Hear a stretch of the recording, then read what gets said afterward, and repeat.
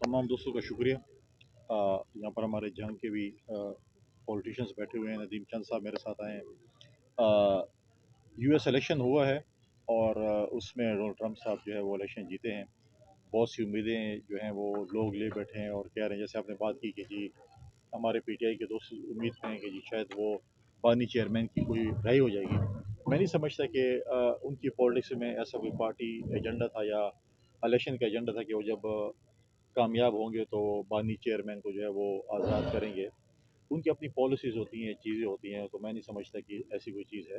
हाँ, पार्टी के वर्करों को एंगेज करने के लिए एक चीज़ है कि पार्टी के वर्करों को अगर पीटीआई एंगेज करना चाहती है और कर रही है, तो वो डेफ़िनेटली उस चीज़ पे है। अदरवाइज़ मैं नहीं समझता कि उनकी पॉलिसीज़ में ऐसी चीज़ें हैं कि जो किसी भी मुल्क की पॉलिटिक्स में वो दखल-अंदाज़ी करेंगे।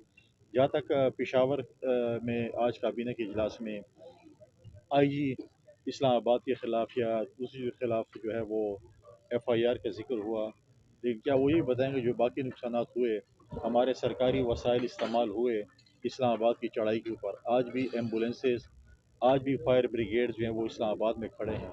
क्या हमारे सरकारी वसाइल इसलिए होते हैं कि आप किसी सूबे पे या किसी रियासती इदारों पर हमले करवाएं? पिछले दिनों पेशावर में एक फैक्ट्री में आग लगी और 4 दिन तक वो नहीं बुझा सके, क्योंकि फायर ब्रिगेड जो है वो इस्लामाबाद में जो है वो सरकारी तहवील में थे, क्योंकि उन्होंने एक इलीगल एक्ट किया हुआ था। तो ये एक बचगाना बातें हैं कि जी इस्लामाबाद की उसके ऊपर जो है वो आईजी के ऊपर हम एफआईआर काटेंगे, कभी कहते हैं ये करेंगे। तो लिहाजा मैं समझता हूँ कि एक संजीदा पॉलिटिक्स करनी चाहिए, एक संजीदा गुफ्तगू होनी चाहिए, और ये चीज़ें जो है ये इस चीज़ से जो है अब उनके वर्कर जो है मैं नहीं समझता कि वो मुतासर हों।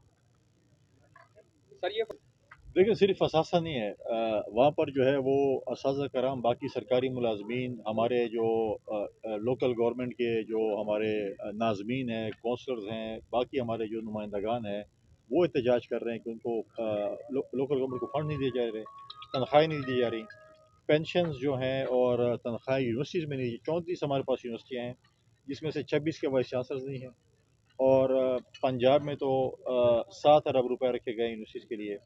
कुछ यूनिवर्सिटीज़ प्रॉफिटेबल भी हैं, लेकिन हमारे सूबे में 3 अरब रुपए रखे गए हैं, सिंध में 32 अरब रुपए रखे गए हैं और पंजाब में 5 अरब रुपए रखे गए हैं। तो लिहाजा बहुत सी मुश्किलात हैं हमारे सूबे में, कोई तरक्की नाम की कोई चीज़ नहीं है, डेवलपमेंट काम नहीं हो रहा। अगर कोई हो रहा है तो बताएं कि कौन से प्रोजेक्ट हो रहे हैं।